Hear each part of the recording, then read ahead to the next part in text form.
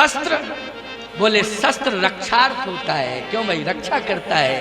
लेकिन सत्य तो यह है कि इस समय ना तो मुझे शस्त्र की जरूरत है, ना मुझे धन की जरूरत है, मुझे तो राम की जरूरत है।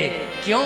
राम यदि मिल गए तो मुझे अर्थ, धर्म, काम, मोक्ष चारों अपने आप मिल जाएंगे। ना तुम्हारे धन की जरूरत पड़ेगी, ना तुम्हारे शस्त्र की जरूरत पड़ेगी। क्यों? राम मिल गए तो अर्थ, धर्म, काम और मोक्ष ये चारों मिल जाएंगे। राम के मिलने से चारों मिलते हैं।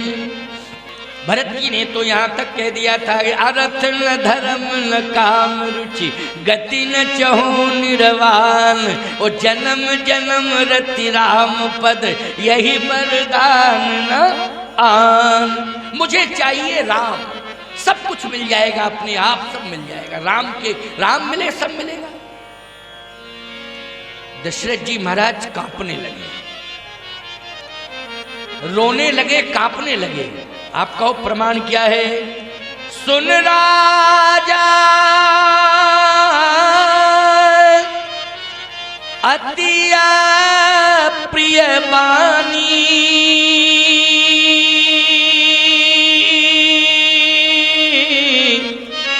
हृदय कंप मुख दुति कुम्हलाई। चेहरा कुम्हला गया, पसीना निकल गया और कांपने लगे। गिरने ही वाले थे, मंत्रियों ने संभाल लिया। मूर्छित होकर गिरने वाले थे, मंत्रियों ने संभाल लिया। अच्छा एक बात बताओ, दशरथ जी की दृष्टि में धन महत्वपूर्ण है कि राम महत्वपूर्ण है? बोलो। राम महत्वपूर्ण है, बोलो, है कि नहीं? यहां तक कि प्राण से भी ज्यादा राम महत्वपूर्ण है। प्रमाण क्या है? स्वयं कह रहे हैं महाराज दशरथ, देह प्राण ते प्रिय कछु नाही, सो मुनि देव निमिख माही, सब सुत मोहि प्राण की नाई, लेकिन राम देत नहीं बनत गुसाई। देह प्राण ते प्रिय कछु नाही, प्राण भी उतने महत्वपूर्ण नहीं है जितने महत्वपूर्ण राम है। राम महत्वपूर्ण है। अब सही बताओ, आजकल दो से ही तो प्रेम करते हो तुम, प्राण और पत्नी, दो को प्राथमिकता दी जा रही है। माता पिता से भी प्रेम उतना नहीं है। हाँ, माता पिता से प्रेम तो है, लेकिन उतनी क्वालिटी वाला प्रेम नहीं। क्यों भाई? भाई प्रेम तो है, क्वालिटी वाला प्रेम नहीं है। सही बात तो यह है, मैं सत्य कह रहा हूं आपसे। श्रवण कुमार ने माँ बाप के पीछे प्राण न्यौछावर किए, बोलो किए कि नहीं किए? और जिस समय मरने लगा तो दशरथ जी महाराज से यही तो कह रहा है कि मेरे प्राण चले जाएं, मेरी चिंता मत करो, मुझे मत संभालो। दशरथ जी श्रवण कुमार को संभाल रहे थे। श्रवण ने कहा नहीं नहीं नहीं, मेरे प्राणों की चिंता मत करो, मेरे माता पिता प्यासे हैं, उनके प्राण ना निकल जाए, उनको पानी पिलाओ, जाके पहले उनको पानी पिलाओ। तो ईमानदारी से बताओ, माता पिता के प्राण की ज्यादा चिंता है श्रवण कुमार को कि अपने प्राण की चिंता ज्यादा है? अपने प्राण से ज्यादा माता पिता के प्राण की चिंता है। गोस्वामी जी कहते हैं, करतल होए पदारथता के, ओ प्रिय पितु मातु प्राण सम जाके। अर्थ, धर्म, काम, मोक्ष ये चारों तुम्हारे हाथ में होंगे, लेकिन माता पिता को प्राणों से भी ज्यादा महत्व दो, महत्व दो। करके तो देखो, आज तुम्हारी पत्नी है, कल ये भी तो मां बनेगी।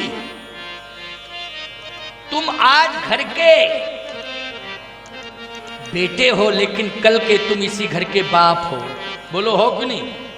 आज तुम बेटे हो, लेकिन कल इसी घर के तुम क्या हो? बाप हो।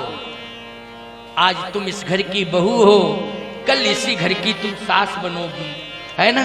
तुम्हें भी माँ बनने का सौभाग्य मिलेगा, तो माँ बाप तो तुम्हें भी बनना है। ईमानदारी के साथ बताओ, तो चिंता स्वयं अपनी करनी चाहिए। इसलिए चाहे वो पति की भूमिका में हो, चाहे पत्नी की भूमिका में हो, हम दोनों से कहना चाहते हैं कि घर में सबसे पहले बूढ़ों का ध्यान रखो। किसका ध्यान रखो? बुजुर्गों का ध्यान रखो। बूढ़ों को बचाने की जरूरत है। अगर पर्यावरण शुद्ध करना है तो वृक्षों को बचाओ, और वातावरण शुद्ध करना है तो बाप मताई को बचाओ। बहुत साफ बोल रहा हूं। वातावरण अगर घर का तुम्हें अच्छा बनाना है तो मताई बाप को बचाओ, और पर्यावरण अगर शुद्ध रखना है तो फिर वृक्षों को बचाओ। गलत कह रहा हूं क्या मैं? वृक्ष अगर बचेंगे तो पर्यावरण शुद्ध रहेगा। माँ बाप अगर घर में होंगे तो वातावरण शुद्ध रहेगा। समझ में आई बात कि नहीं आई? इसलिए ध्यान रखने का है, ध्यान रखो। गोस्वामी जी कहते हैं दशरथ जी ने एक ही बात कही कि मुझे प्राण प्रिय नहीं है, राम प्रिय है। आपको माँ बाप की बात क्यों नहीं कही? माँ बाप थे ही नहीं। 60,000 साल के दशरथ जी हो गए थे, माँ बाप थे कहाँ? राम ही राम थे। कौन थे भैया बोलो? ना माँ थी ना बाप थे, उस समय केवल राम थे। बोलो राम थे कि नहीं थे? तो सही बताओ किसे महत्व दिया है? पत्नी को महत्व दिया है दशरथ जी ने कि संपत्ति को महत्व दिया है? किसको महत्व दिया है? राम को महत्व दिया है। सीधी सी बात यह है, राम को सब कुछ समझो, भगवान को सब कुछ समझो। भगवान से दूर मत होना, और भगवान के जो कार्य हैं उनसे दूर मत होना। उनको करते रहना, उनसे जुड़े रहना। यही कथा तुम्हें प्रेरणा दे रही है। चेतावनी भी है और प्रेरणा भी है। चेतावनी शब्द में शायद तुम कुछ अन्यथा भी ले सकते हो, लेकिन प्रेरणा दे रहा हूं, इसलिए प्रेरणा को तो प्राप्त करना चाहिए और स्वीकार करना चाहिए। गोस्वामी जी कहते सुन राजायति अप्रिय बानी, और हृदय कंप मुख दुति कुम्भलानी। चौथे पन पायु सुत चारी, और विप्र बचन नहीं कहे बिचारी। दशरथ जी की आंख बंद हो गई। विप्र कह रहे हैं, कहने दो, कुछ भी कहने दो। जब व्यक्ति अति व्यथित होता है ना तो शब्दों पर ध्यान नहीं देता है। क्यों भाई? शब्दों पर ध्यान देता है क्या? शब्दों पर ध्यान नहीं देता है। अरे जब तुम प्रसन्न मुद्रा में होते हो ना, महाराज जी, स्वामी जी, मेरे देवता, मेरे भगवान, और जब कभी कोई परेशानी ज्यादा आ जाती है तो कहते हो बाबा जी आप हमारी परेशानी दूर नहीं। बाबा जी ना श्री जी, केवल बाबा जी। श्री जी नहीं, बाबा जी। श्री हट गया, बाबा जी। जी तो लगाया है, और बहुत से लोग तो सीधा ही कहते हैं जी नहीं, बाबा। ओ बाबा, हाँ बाबा। अरे जी ही लगा दो भैया। सावधान, शब्द को संभाल के बोलो। दशरथ जी का क्या शब्द स्खलन है? चौथे पन पायु सुत चारी, और विप्र वचन नहीं कहू बिचारी। ए मांगने वाले, तुमने हमारे वचनों पर विचार नहीं किया, और आपने भी शब्द विचार पूर्वक प्रस्तुत नहीं किए। मेरे शब्दों के मर्म को नहीं समझे। मैंने क्या कहा? सब सुत मोह प्राण की नाई, राम देत नहीं बनत गुसाई। मांगो भूमि धैल धन कोसा, सब कुछ देने को तैयार हूं मैं, लेकिन राम को नहीं दे सकता हूं। लेकिन राम को मांग रहे हो, इसलिए विप्र वचन नहीं कहो बिचारी। दशरथ जी ने कहा कुछ भी बोलो, हमें राम चाहिए। क्या अभिमान तो फिर मान नहीं पाएगा, होगा प्यारे वही जो श्री राम जी को पाएगा। मैं मान सम्मान पाने के लिए नहीं आया हूं, मैं तो भगवान पाने के लिए आया हूं। लेकिन एक बात आपको और बताएं, यहां विप्र संबोधन में एक रास और छिपा है। वो क्या? विप्र संबोधन में रास ये छिपा है कि दशरथ जी महाराज के ही राज्य में यह समस्या उत्पन्न हुई थी कि विश्वामित्र जी चाहते थे कि वशिष्ठ जी अयोध्या राज्य के राजपुरोहित हैं, वो मुझे ब्रह्मर्षि कहें। क्या कहें? ब्रह्मर्षि कहें। लेकिन ब्रह्मर्षि नहीं कहना चाहते थे। अच्छा बोलो, ब्राह्मण ही ब्रह्मर्षि होता है। ब्रह्मर्षि किसको कहोगे बोलो? क्षत्रिय ब्रह्मर्षि नहीं होता है, राजर्षि तो हो सकता है वो, लेकिन ब्रह्मर्षि कौन होता है? ब्राह्मण होता है। बोलो होता है कि नहीं? यहां विप्र किसे कहा जाता है? विप्र ब्राह्मण को कहा जाता है कि नहीं? रामचरितमानस में भगवान राम ने स्वयं कहा, विप्रवंश के अस प्रभुताई, सुर मही सुर हर जन अर गाई, हमरे कुल इन पर न सुराई। विप्रवंश के यश प्रभुताई, अभय होए जो। ब्राह्मण वंश में जो पैदा होता है उसकी यही प्रभुता है। क्या प्रभुता है? कि स्वयं परमात्मा ही क्यों ना हो उसका सम्मान करता है। यही विशेषता है। कौन? परमात्मा। अब परमात्मा से बड़ा कौन होगा भैया? वो स्वयं सम्मान करता है। अच्छा बोलो, भृगुलता का सम्मान किसने किया? जल्दी बोलो, भृगुलता का सम्मान किसने किया है? भगवान के हृदय में भृगुलता है कि नहीं? जल्दी बोलो, है कि नहीं? भगवान विष्णु के हृदय में भृगु जी की लता है, चिन्ह है, अभी भी चिन्ह है। बोलो, भृगुलता का सम्मान स्वयं भगवान विष्णु ने किया कि नहीं किया? ये शास्त्र का सिद्धांत है, मैं अलग से कोई बात नहीं कह रहा हूं, ऐसा मत मानना।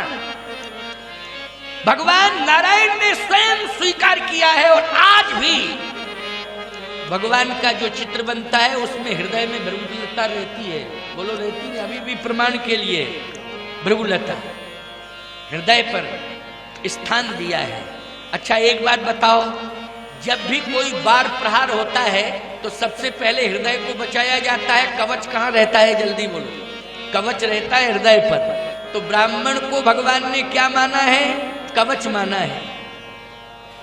इसलिए अगर विप्र कह दिया है दशरथ जी ने विश्वामित्र जी को, तो इसमें कोई अपमान नहीं है। सीधी सी क्या नहीं है? अपमान नहीं है। अपमान कभी साधु संतों का रघुवंश में, सूर्यवंश में नहीं होता है, याद रखना। सम्मान ही होता है, हमेशा सम्मान हुआ है, अपमान कभी हुआ ही नहीं है। तो यहां भगवान श्री राम के पिता महाराज श्री दशरथ ऐसा नहीं है कि संतों का अपमान करें, साधु संतों का तो सम्मान ही होता है। इसलिए विप्र कहा है तो यह अपमान नहीं है, ये भी एक सम्मान ही है। ब्राह्मण का सम्मान रघुवंश में होता आया है। इसलिए ये मत मानना कि मांगने वाला भिखारी कह दिया है दशरथ जी ने। ब्राह्मण को कभी भिखारी नहीं कहा जाता है, भिखारी नहीं कहा गया है। दशरथ जी के मुख से सम्मान ही हुआ है विश्वामित्र जी। विप्र वचन नहीं कहो विचारी। लेकिन विश्वामित्र जी ने क्या कहा? विश्वामित्र जी ने कहा, राजन तुम राम को क्यों नहीं दे सकते हो? कारण क्या है? पहले कारण बताओ। दशरथ जी ने कहा, कारण यह है कि यहां हम मांगने कोई भी कुछ मांगता है या अच्छा जाहिर करता है तो ऐसा नहीं है कि संत और ब्राह्मण को विमुख किया जाए। संत और ब्राह्मण को इस वंश में कभी विमुख नहीं किया जा सकता है, देना ही पड़ेगा। यहां तक कि प्राण तक देने को तैयार है। तो अब क्यों नहीं दे पा रहे हो राम को? इसलिए नहीं दे पा रहा हूं कि राम मेरे अधिकार में नहीं है। इसका मतलब यह है कि राम माता पिता का आदर नहीं करते हैं, आक्षेप लगा रहे हैं राम के ऊपर। ऐसा आदर्शवादी पुत्र राम जैसा तो हुआ ही नहीं है। प्रातः काल उठ के रघुनाथा, माता पिता गुरु नावई माथा, आयुष मांग करे पुर काजा, देख चरित हर्षय मन राजा। आयुष मांग करे पुर काजा। जो पुत्र आज्ञाकारी होता है माता पिता के हाथ में होता है कि नहीं होता है? बोलो भाई। और राम तो माता पिता की आज्ञा का पालन करने वाले हैं। दशरथ जी ने ये कैसे कह दिया कि राम पर मेरा अधिकार नहीं है? कारण क्या है? कारण है ये, राम जी यज्ञ से हुए हैं। क्यों भाई, किससे मिले हैं राम जी? जल्दी बोलो। यज्ञ से मिले हैं। पुरुषार्थ से मिले हैं कि यज्ञ से मिले हैं? जल्दी बोलो। अवस्था से मिले हैं कि आस्था से मिले हैं? बोलो। अवस्था तो निकल गई थी, 60,000 साल के हो गए थे, अवस्था कहाँ बची थी? 60,000 साल के हो गए थे, अवस्था तो थी ही नहीं। आस्था, राम आस्था से मिले, राम यज्ञ से मिले हैं। बोलो मिले हैं यज्ञ से, देहवाद से परे हैं राम। बोलो है कि नहीं? देह से कोई संबंध नहीं, श्री राम का यज्ञ से संबंध है। यज्ञ से भगवान प्रकट होते हैं, इसलिए यज्ञ ने राम को दिया है।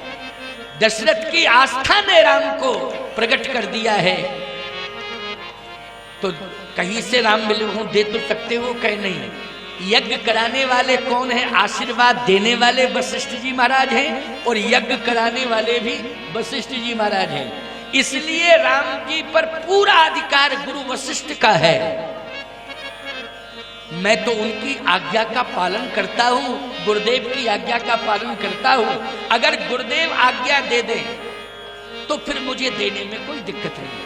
गुरु आज्ञा सर्वोपरि है, इसलिए गुरु आज्ञा दें तो निश्चित रूप से हमें देने में कोई इतराज नहीं। अच्छा एक बात बताओ भैया, इसमें एक रहस्य छुपा हुआ है। क्या? दशरथ जी अंदर ही अंदर सोच रहे हैं कि गुरु वशिष्ठ जी महाराज का नाम लेंगे तो विश्वामित्र जी राम को नहीं मांगेंगे। इसलिए नहीं मांगेंगे कि वशिष्ठ जी के 100 पुत्र जब हम पहले ही भस्म कर चुके हैं, अब वशिष्ठ जी से कहें कि राम लक्ष्मण और दे दो, तो ईमानदारी से बताओ, इतनी बड़ी घटना को अंजाम जिसने दिया हो, वशिष्ठ जी महाराज की हिम्मत पड़ेगी कि कहते हैं दशरथ राम लक्ष्मण को और दे दो? कभी नहीं कह सकते हैं। ऐसा मान कौन रहे हैं? दशरथ जी मान रहे, कभी नहीं कह सकते हैं। लेकिन मैं कह रहा हूं, शास्त्र कह रहा है और संतों की नीति कह रही है कि संत जब धर्म के ऊपर संकट आता है, यज्ञ के ऊपर संकट आता है, गौ के ऊपर संकट आता है, धरित्री के ऊपर संकट आता है, सनातन संस्कृति के ऊपर संकट आता है, तो आपस के मतभेद भुला देते हैं और धर्म की रक्षा में सभी एक मत होकर के आगे कदम बढ़ाते हैं। ये संतों की सदा नीति है। मतभेद भुला करके एक मत होकर के सामूहिक रूप से सभी संत आगे कदम बढ़ाते हैं। बोलो यही संतों की नीति है कि नहीं? उस समय अपना अपना स्वार्थ नहीं देखते हैं। इसलिए तो कहता हूं कि संतों के पास जाओ तो सारे के सारे समाधान लेकर के आओ। जितने समाधान है सब मिल जाएंगे तुम्हें। संतों के पास जाके तो देखो। अच्छा कथा सुन रहे हो, ईमानदारी से बताओ ये कथा प्रेरणादायी है कि नहीं? प्रेरणा दे रही है कथा, प्रेरक है। विश्वामित्र जी महाराज ने कहा कि वशिष्ठ जी महाराज की आज्ञा से अगर राम मिलेंगे तो हे दशरथ इतना तो तुम कर ही सकते हो। क्या? कि जैसे मुझे मेरा सम्मान तुमने राजमहल में किया है, वैसा ही वशिष्ठ जी को बुला करके यहाँ राजमहल में सम्मानित करो, उनका भी सम्मान करो। जब मेरा सम्मान किया है तो उनका भी बुलाओ, नहीं उनका सम्मान करो, और फिर मैं प्रार्थना कर लूंगा, मुझे कोई दिक्कत नहीं। प्रार्थना करूंगा मैं, अगर दे देंगे तो ले जाऊंगा, नहीं देंगे तो नहीं, लौट के चला जाऊंगा, कोई दिक्कत नहीं। लेकिन बुलाओ, सम्मान करो। हमारा सम्मान कर रहे हो, लेकिन जो राज पुरोहित है, जिसकी कृपा से प्रयास से तुम्हें राम मिले हैं, उनका भी आदर होना चाहिए। इसलिए बुलाओ, बुलाओ। वशिष्ठ जी महाराज को बुलाया गया, और जैसे ही वशिष्ठ जी को बुलाया प्यारे, वशिष्ठ जी महाराज ने विश्वामित्र जी को बैठा देखा, और जैसे ही विश्वामित्र जी को बैठा देखा दूर से ही वशिष्ठ जी ने, तो याद रखना जो सम्मान के लिए सिंहासन आसन था वशिष्ठ का, वहां वशिष्ठ जी महाराज सम्मान वाले आसन पर नहीं गए। जहां विश्वामित्र जी बैठे थे, विश्वामित्र जी को देख करके वशिष्ठ जी विश्वामित्र जी की ओर बढ़े। अब जैसे ही बढ़े तो दशरथ जी ने कहा अब विवाद बढ़ा। प्रसंग ये आज का प्रसंग इस बात का प्रेरक है कि जीवन में हमें विवाद को संवाद में बदलना है। इस बात की प्रेरणा है, विवाद को हमें संवाद में बदलना है। और ये विवाद हमारे अपमान का कारण बन रहा है, ये विवाद हमारे विनाश का कारण बन रहा है, ये विवाद हमारे लिए अभिशाप बन रहा है। और ये विवाद हमारी आगे आने वाली पीढ़ियों के लिए बहुत बड़ी समस्या बन रहा है। इसलिए वर्तमान में हमें कथा श्रवण करके इन सूत्रों के माध्यम से हमें विवाद को समाप्त करना है, संवाद में बदलना है। और संवाद में कैसे बदला जा सकता है उसका तरीका मैं आपको बता रहा हूँ। बहुत सुंदर तरीका है, ध्यान से सुनना। इतना बड़ा विवाद था, अरे भैया एक हत्या किसी के द्वारा हो जाए परिवार में तो वो बदला लेने की सोचता है, बोलो सोचता है कि नहीं सोचता है। लेकिन यहाँ 100 वध हो गए, 100 बेटे भस्म कर दिए गए। लेकिन याद रखना, एक ऐसा धैर्य का एक ऐसा उदाहरण प्रस्तुत किया वशिष्ठ जी महाराज ने कि आज विश्वामित्र जी को आना पड़ा और आज इस विवाद को संवाद में परिणित करना पड़ा। देखो कितना बड़ा विवाद आज संवाद में परिणित हो रहा है, माध्यम राम को बनना पड़ा। और आज आपके जीवन में, आपके क्षेत्र के लिए ये राम कथा ही आज माध्यम बन रही है कि घर घर के विवाद समाप्त होने चाहिए। राम कथा के संदेश से सुन करके जाना, विचार करना, और निश्चित रूप से राम कथा का कहीं ना कहीं कोई सूत्र आपके विवाद को समाप्त करेगा। ये मैं विश्वास के साथ कह रहा हूं।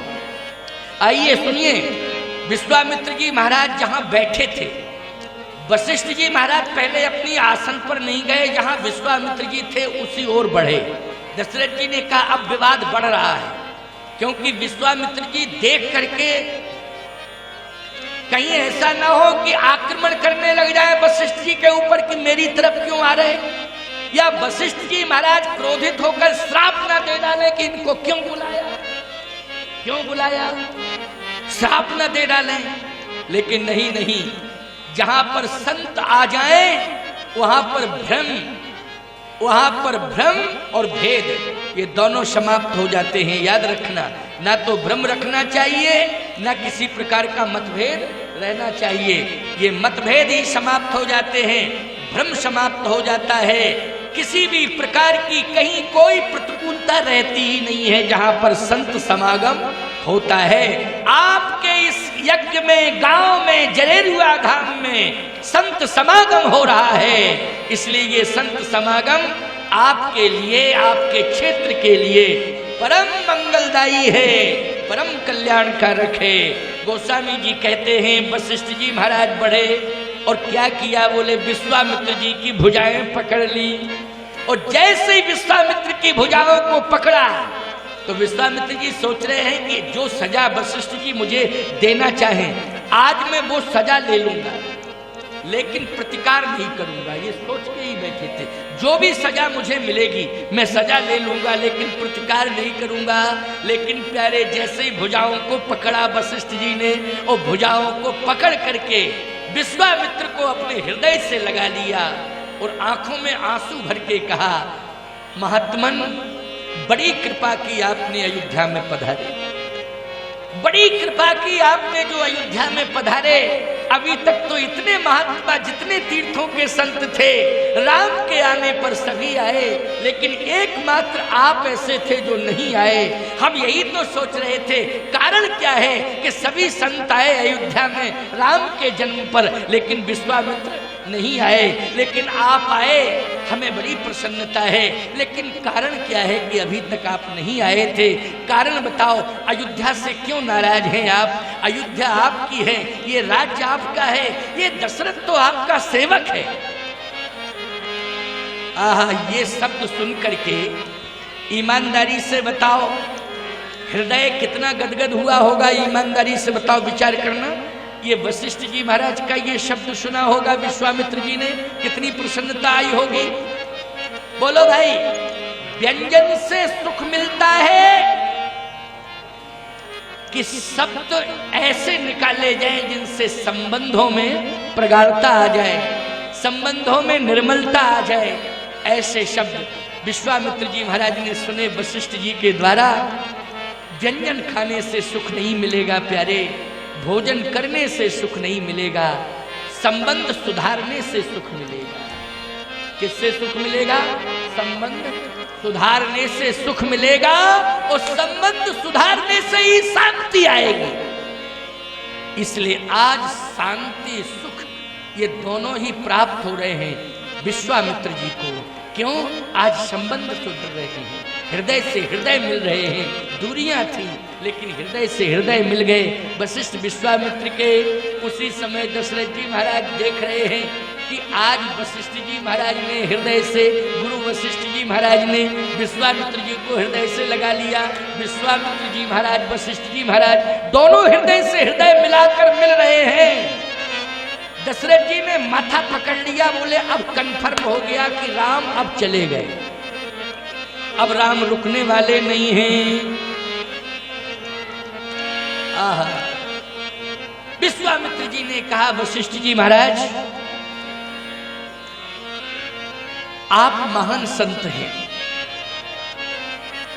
आप जैसा संत समाज के लिए आदर्श है, आप जैसा संत समाज को चाहिए, आप जैसे संत के माध्यम से ही समाज की समस्या का समाधान हो सकता है।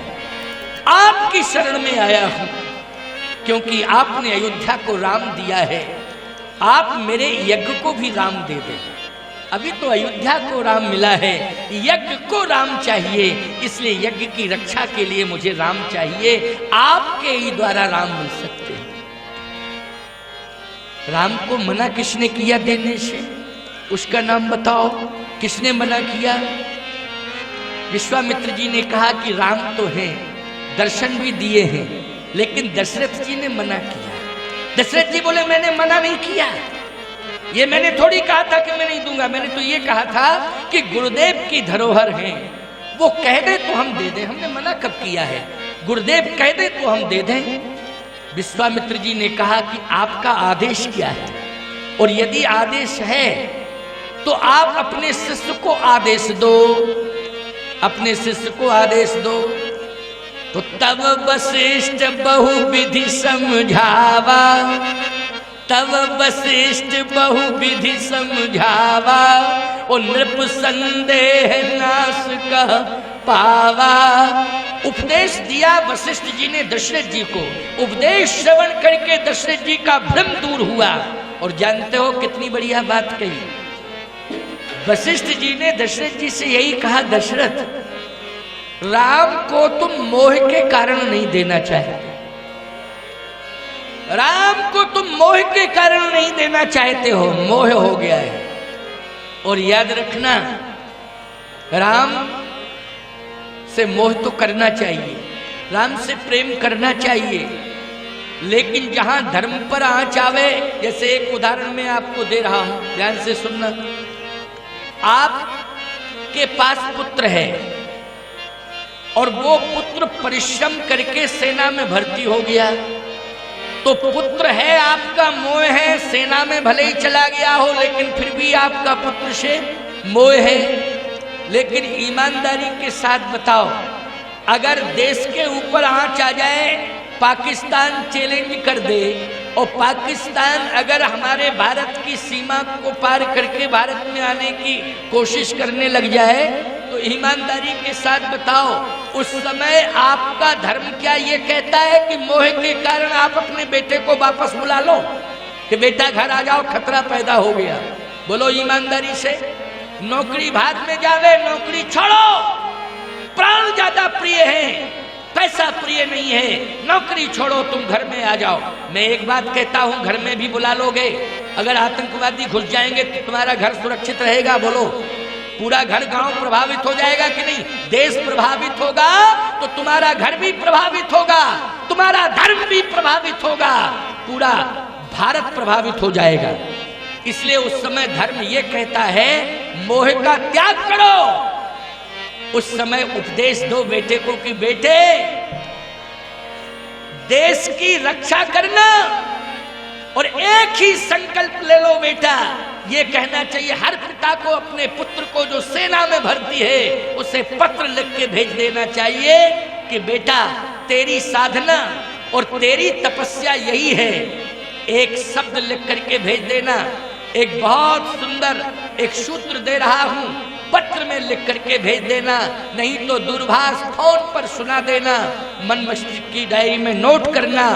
एक ही बात कहना यही तेरी साधना है, यही तेरी तपस्या है। कौन सी साधना? बोले तमन्ना है बस यही दिल में, साधना शेष रहना चाहिए।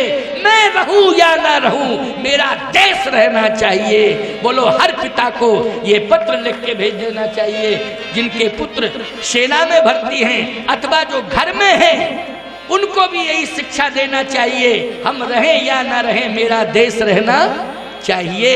इसलिए देश के लिए जीना चाहिए, देश की रक्षा करनी चाहिए, हमारा ये परम धर्म है।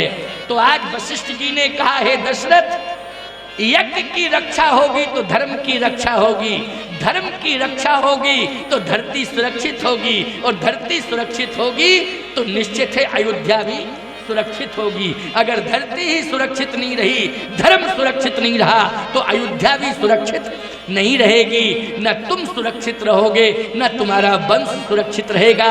इसलिए गोस्वामी जी कहते, तब वशिष्ठ बहुविधि समझावा, और नृप संदेह नाश कह पावा। विश्वामित्र जी बोले, देहो भूप मन हर्षित, तजहु मोहि अज्ञान, और धर्म सुजस प्रभु इन कह, तुम कहयति कल्याण। देव भूप मन हर्षित, तजहु मोहि अज्ञान, धर्म सुजस प्रभु इन कहा, तुम कहयति कल्याण। देव प्रसन्नता पूर्वक देव। गोस्वामी जी कहते हैं, दशरथ जी का मोह दूर हुआ। ईमानदारी से बताओ, मोह दूर किसने किया? उपदेश ने। मोह दूर किसने किया? उपदेश ने किया है। आज जो कथा सुन रहे हो, इससे मोह दूर हो रहा है, क्योंकि मोह सकल व्याधन कर मूला, मोह व्याधियों का मूल है।